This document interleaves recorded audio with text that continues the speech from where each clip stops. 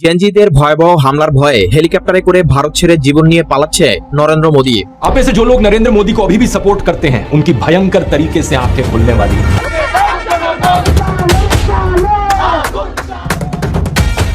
নেপালের ছাত্র আন্দোলনে সরকার ক্ষমতাচ্যুত হওয়ার পরপরই ভারতেও বিভিন্ন রাজ্যে শুরু হয়েছে জেনজি আন্দোলন। শুভেন্দু জেনে রাখো, এরা পশ্চিমবাংলা ছাত্র আন্দোলন কতটা শক্ত তুমি জেনে রাখো। ছাত্ররা চাইলে সব পারে।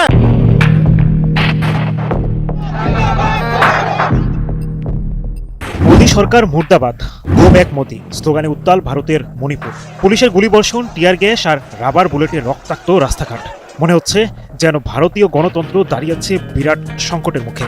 এতটুকু স্পষ্ট, ভারতে ক্রমেই ভয়াবহ রূপ নিচ্ছে মোদী বিরোধী আন্দোলন।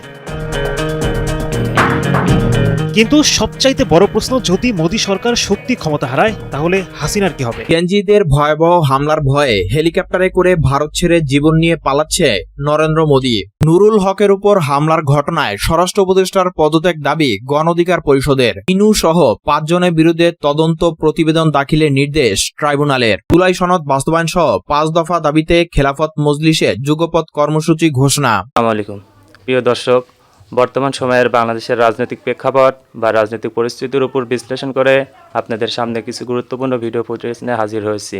এমনকি যারা ভিডিওটি অন করেছেন তারা ভিডিওটি না টেনে সম্পূর্ণ মনোযোগ সহকারে দেখবেন, তাহলে ভিডিওর মূল রহস্য বা আসল ঘটনাগুলো জানতে বা বুঝতে পারবেন।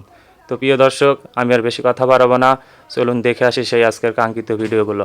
তবে তার আগে বলি, যারা এখনও চ্যানেলটি সাবস্ক্রাইব করেননি তারা সাবস্ক্রাইব করে পাশে থাকা বেল আই বাটন ক্লিক করে দিন, আর যারা ইতিমধ্যে সাবস্ক্রাইব করে রেখেছেন তাদেরকে অসংখ্য ধন্যবাদ।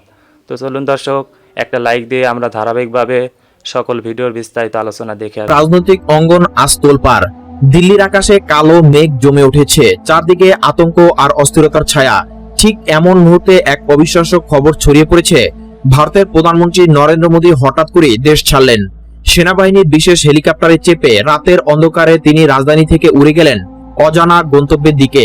ঢাকায় সেনাপ্রধান ওয়াকারুজ্জামানের নেতৃত্বে জনতার অভ্যুত্থান ও আওয়ামী লীগের পতনের পর হঠাৎ করে প্রতিবেশী দেশ ভারতেও অস্থিরতা ছড়িয়ে পড়ে।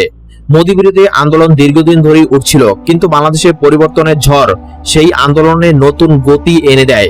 বিরোধীরা রাস্তায় নামে, শহর থেকে গ্রামে ছড়িয়ে পড়ে সরকার বিরোধী স্লোগান। ঠিক তখনই এক ভয়ঙ্কর ঘটনা ঘটে। পশ্চিমবঙ্গ, আসাম ও দিল্লিতে একযোগে জেনজিরা একের পর এক হামলা চালাতে শুরু করে। ট্রেন স্টেশন, পুলিশ ক্যাম্প, এমনকি দিল্লির সংসদ ভবনের পাশেও বিস্ফোরণের শব্দ শোনা যায়। সাধারণ মানুষ ভয়ে ঘরে আটকা পড়ে। সেনা ও আধা সামরিক বাহিনী সর্বোচ্চ সতর্কতা জারি করে, কিন্তু হামলার ধাক্কায় গোটা প্রশাসন কেঁপে ওঠে। সূত্র জানায়, গোয়েন্দা বিভাগ বারবার মোদীকে সতর্ক করেছিল, আপনি টার্গেটে আছেন।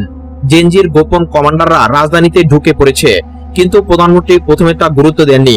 তিনি প্রকাশ্যে বলেছিলেন, ভারতকে অচল করার ক্ষমতা কারো নেই।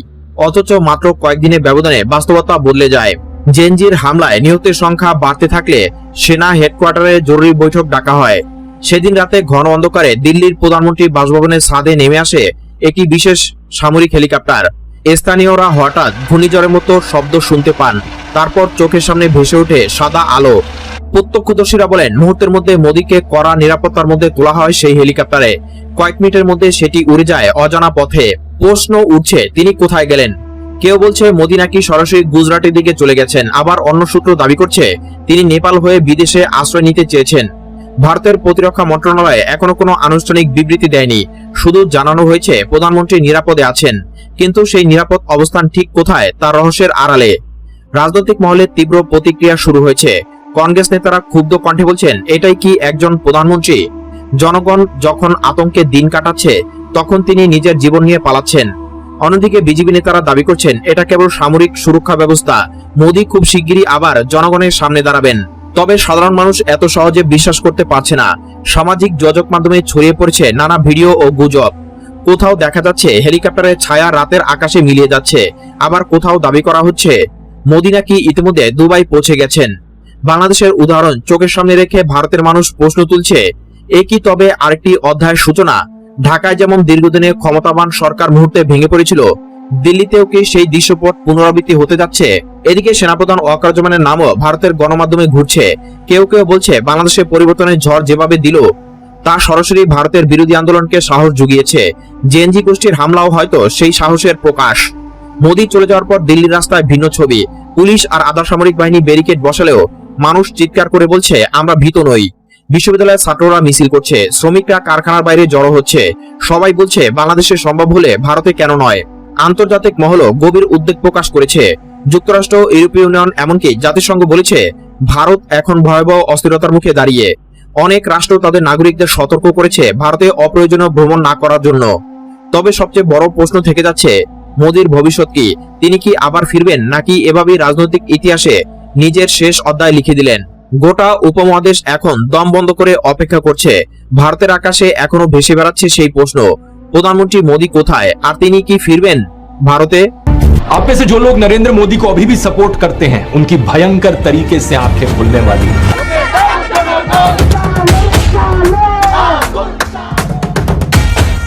নেপালের ছাত্র আন্দোলনে সরকার ক্ষমতাচ্যুত হওয়ার পরপরই ভারতীয় বিভিন্ন রাজ্যে শুরু হয়েছে জেনজি আন্দোলন, যার ফলে বিপাকে পড়েছে মোদি সরকার। বিহারের পর আসাম, ভারতেও ছড়িয়ে পড়েছে ছাত্র আন্দোলনের আগুন। দেশটির বিভিন্ন রাজ্যে বিভিন্ন দাবিতে রাস্তায় নেমে আসছে হাজার হাজার মানুষ।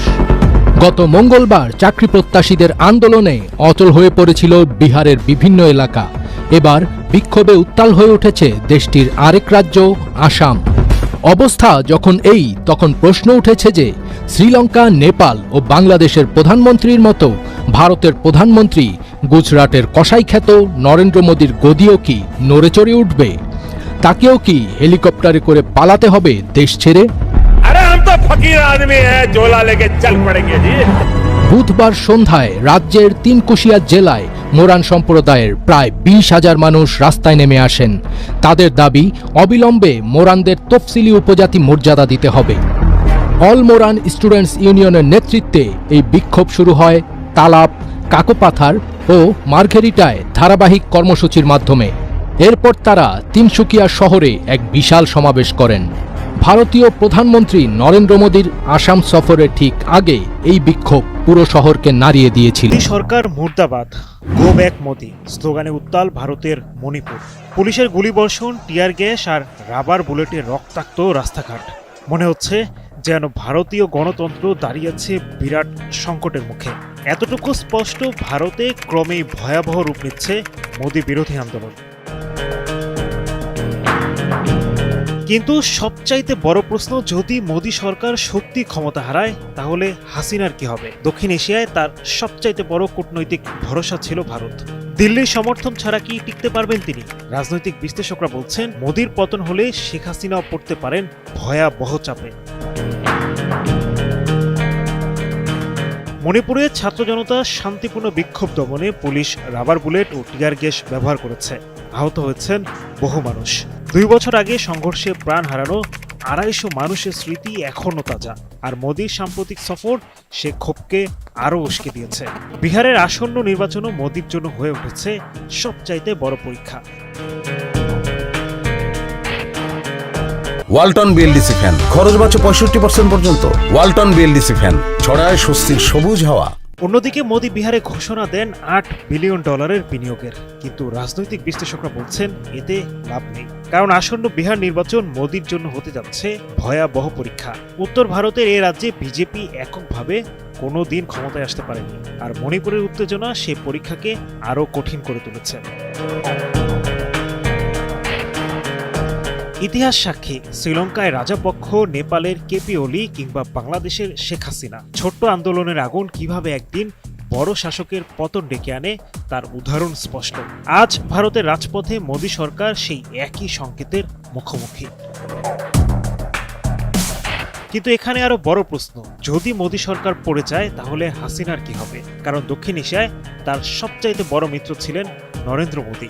দিল্লির কূটনৈতিক ছায়া ছাড়া হাসিনার অবস্থান হবে অন্ধকারে। আন্তর্জাতিক মহলের চাপ, দেশের অভ্যন্তরীণ ক্ষোভ, সবকিছু একসাথে ধেয়ে আসবে তার দিকে। বাংলাদেশে বর্তমানে যেভাবে জনরোষ দেখা যাচ্ছে, সেখানে মোদি সরকারের পতন শেখ হাসিনার জন্য হতে পারে শেষ ধাক্কা। ভারত যদি আর মোদিকে সমর্থন না করে, তবে আগামী দিনগুলোতে হয়তো তাকেও ঠাঁই নিতে হতে পারে ইতিহাসের পাতায় ক্ষমতাচ্যুত স্বৈর শাসক হিসেবে। নেটিজেনদের মনে এখন বেশ কয়েকটি প্রশ্ন ঘুরপাক খাচ্ছে। তাহলে কি দক্ষিণ এশিয়ায় আরেকটি বড় রাজনৈতিক ভূমিকম্পের কাউন্টডাউন শুরু হয়ে গেছে? মণিপুর থেকে দিল্লি আর দিল্লি থেকে সে আগুনের আঁচ কি আবার লাগতে পারে ঢাকায়? উত্তরটা এখনো অজানা। সময় বলে দিবে আসলে কার ভাগ্যে কি ঘটতে যাচ্ছে। প্রিয় দর্শক, ভিডিওটি কেমন হয়েছে? ভিডিও সম্পর্কিত কোনো তথ্য বা মতামত থাকলে কমেন্টে জানিয়ে যাবেন। আজকের মতন নিউজটি এখানে শেষ করছি। ফিরে আসছি পরবর্তীতে অন্য কোনো নতুন টপিকস নিয়ে। সে পর্যন্ত ভালো থাকবেন। আল্লাহ হাফেজ।